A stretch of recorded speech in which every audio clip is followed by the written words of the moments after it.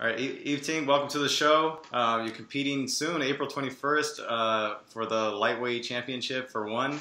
How are you feeling, man? How's it? We're coming up to the fight soon. Cheers. Yeah, thanks, guys. Thanks for having me on the show. I'm fighting for the World Championship on One Championship on the 21st of April in Manila. All the preparations is going good. I'm out here in Bali at the moment, finishing my camp with my team. And we fly out to Manila in about 4 days to get the work done. Awesome. You're in a 4-fight win streak, and your opponent, he's pretty much a hometown hero there, and people pretty much worship him over there in the Philippines. How hard is it? A lot of pressure, not only fighting in the main event for a title, but also fighting in your opponent's hometown of the Philippines. When you have it about this will be my 9th fight on the One Championship. This will be my 4th main event. Yeah. So by this time it's really just a matter of going in there and being yourself and performing. So not too much pressure. I feel like there's actually more pressure on him, to be honest. Yeah. Mm-hmm. Now that there's talk about how this fight's gonna go, where it's gonna take place in the stand-up, on the ground. We know you're well versed in all areas. He obviously likes to use a lot of his wrestling, and he has a very unique striking style too. So where do you think this fight's going to go in terms of how it's going to play out? Both of us is very well rounded, and he's shown his wrestling skills a lot, especially in his last couple fights, and it's been really successful for him. But I'm prepared to try to beat him everywhere. I want to make this a statement. I want to go in there and win my championship by beating the champion everywhere that he has. So if it's standing, wrestling, on the ground, I'll be well prepared. Nice. And talk to us about your training camp. How's it gone? And have you brought anybody in specifically to mimic your opponent?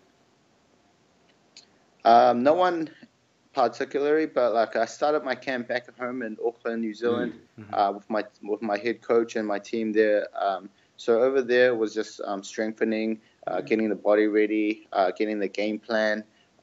So we're just getting a lot of drills in. And then I finished my last 4 weeks here in Bali.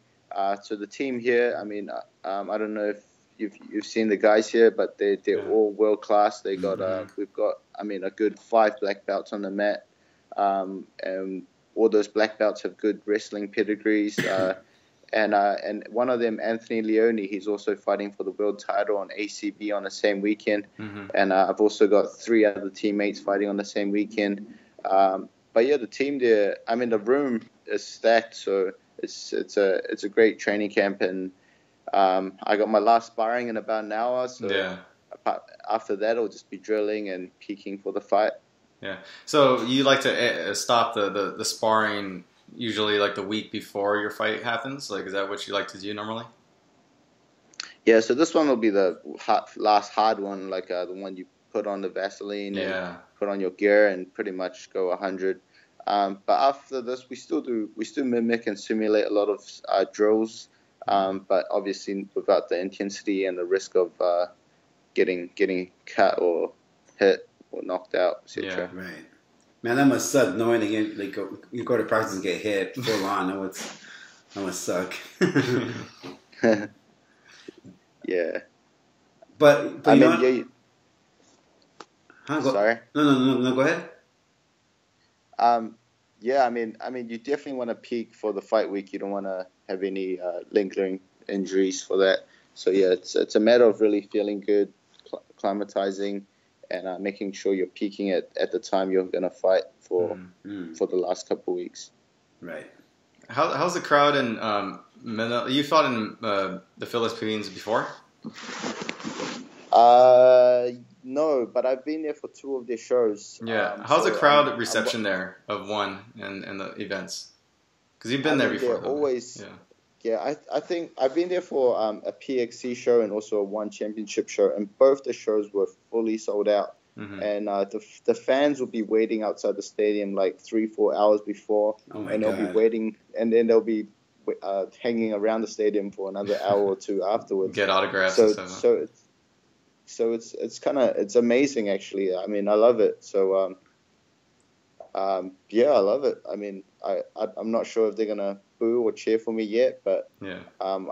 I'm very excited for the experience. Now I'm sure you're pretty confident that you're gonna win the fight and the title coming up. Do you have like a thought of how to celebrate your win if you do come out with that title?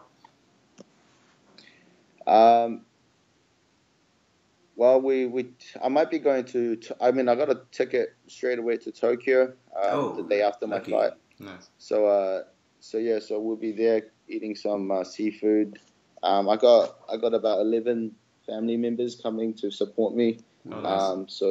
So yeah, we'll be doing a lot of eating, that's for sure. Yes. But in regards of celebrating when I get back home to Auckland the next week, I'll just have a big barbecue. Invite all my friends and teammates. Nothing too special yet, but like I'll be doing a little tour in May as well, back to Malaysia, my hometown. And from there, my PR manager will probably set a lot of appearances for me. Yeah. Cool. Now you're that's assuming I take the belt. Well, we'll just assume that for right now that you will take the belt. Now you travel around a lot. You have you call a lot of places home, and Auckland is obviously one of your major spots that you grew up in. One likes to promote you as a Malaysian fighter. I mean, what do you feel is more of like where you've grown up at that you call home? I mean, I spent over 20 years in Auckland, New Zealand. And so I would say I was born and raised in Kuala Lumpur, Malaysia, but I was bred and molded into myself in New Zealand. Yeah. But I mean, ultimately, I feel like everyone is connected. I mean, I'm not Donald Trump. I'm not about divide and conquer. Yeah. I'm about one love, one nation, and everyone's connected. Yeah. Awesome. Nice. Now, talk to us about your move to New Zealand and how that came about. Sorry, please repeat that. Oh, your move to New Zealand and how that came about. Because I know you moved there when you were 7. Yeah, so pretty much an opportunity came up. My dad got out of the timber business, and then there was an opportunity to bring all 5 of our siblings to migrate to New Zealand. It was just pretty much for a new start and a bit more better opportunities and education, obviously. And it's good. I mean, I don't know if you guys been to New Zealand, but it's a very relaxed and relaxed place, but very expensive at the same time. Oh, wow. And how's your other siblings? You have other siblings, right? Are they into martial arts as you like you were growing up? No. So no, my because I'm the youngest one, so I had probably the most time to adapt to the culture there. And I'm more multicultural in some ways. However, my brother used to beat me up almost every day. But he hasn't. He hasn't in a while. He hasn't in a while. But the rest of them are like accountants and engineers and electricians and stuff. So nice. It's always fascinating to know how fighters became fighters. Was for you, was it just a hobby or for self-defense, or what was the motivation for becoming a fighter? So I've always been very competitive. Throughout school, I was always in football. And obviously throughout that time, I got into a lot of, you can call it street fights, or you can call it getting beat up by my brother, and getting in fights in the soccer field or rugby field. So I had my fair share of fights, and I was very competitive. So after school, I moved to a new suburb, so I kind of lost track of my team and my friends. And I was watching a lot of Pride and YouTube at the time.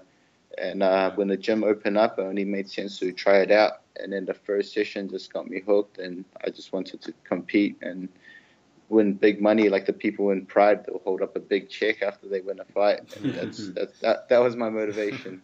Like Fedor, Emelianenko, Mark Hunt, and those likes. Yeah. Have you got trained with any of like Mark Hunt or any of those guys? Because I know they don't live too far away from you, I guess. I mean, we've bumped into Mark Hunt quite a few times. I've helped him cut weight once in Adelaide, but in regards of training, I'll joke about it, but he'll just be like, "What are we gonna train? I'm gonna knock you out." So there's not in regards no training, but I mean we've definitely met him a couple of times. But Daniel Hooker, we used to train every single morning.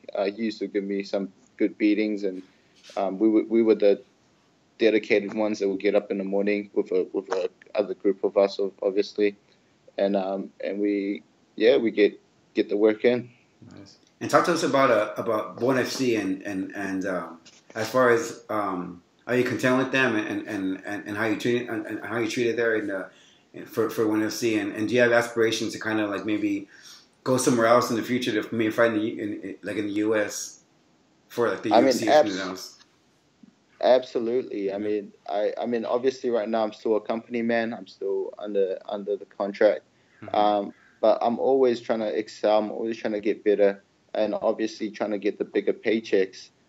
So I don't want to be one of those guys crying about money fights, but this is what fighters are fighting for. We are prize fighters. This is what we do.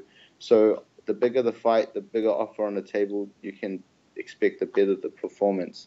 Yeah. Is there anybody that, like, let's say you do win the title, are you planning to call anybody out? Do you have anybody in mind that you want to either fight in the promotion or outside of the promotion? You know, like other fighters like to do that sometimes. I mean, Conor McGregor would be obviously a nice money fight. I mean, he can slip and pull that too all he likes, but I mean, you'll be a millionaire regardless. Yeah. But I feel like I can give some of the UFC guys a good go. I mean, I don't want to name drop too much, but like, I mean, if Tony Ferguson did his Salsa in Asia, I'll probably knock him out. Ooh, I love it. And I don't know. There's a few guys I feel like I can have a good chance. I mean, I don't want to. Yeah, I mean, I don't want to start up too much. But yeah, I just got to get past next weekend, and then we can talk more about that. Yeah. Now talk to us about Conor McGregor because right now he's actually training for Mayweather. Your thoughts on that fight, and do you think he has a chance against one Floyd Mayweather? I mean, Conor McGregor is a very talented and well-rounded fighter. Yeah. He's smarter than he looks. I mean, obviously he's smart. But going into boxing, that's a whole nother world. Yeah. Dominated by Mayweather. That's 12-minute rounds, and Mayweather has been dealing with guys like Conor for years. Yeah. And Mayweather's been looking for this 50th victim for a very long time, and Conor is not going to knock out anybody that does not go forward. So if Conor does not knock him out in the first one or two rounds, Mayweather is going to clown him. And I'm pretty confident with that. I'll put money on that. Right. Yeah. Now, just one more question about Conor. Let's just say like you guys do fight each other, in the future. What would be your game plan against him? I mean, obviously not to get too emotionally invested. He'll probably call me a bum fighter. He'll call me all sorts of names. Yeah. But like obviously not to get emotional. But I'll go in there. I'll test his timing. I'll see all his movements that he drills, and obviously to take his head off. Nice. All right. Well, we want to thank you for coming on the show. It's been enjoyment for us, like to speak with you and to get to know you, and for the fans to get to know you too. I mean, did you want to plug any of your sponsors before you go?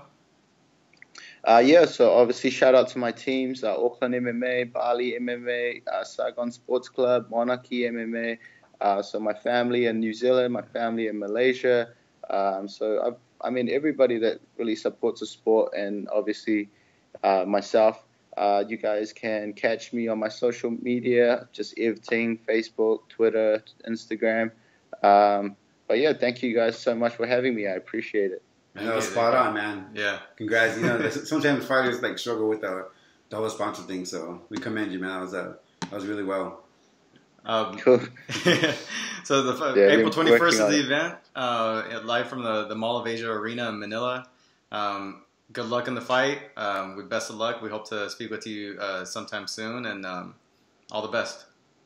Cool. Thank you very much, guys. Have a great day. You too. Man. Thank you. Night.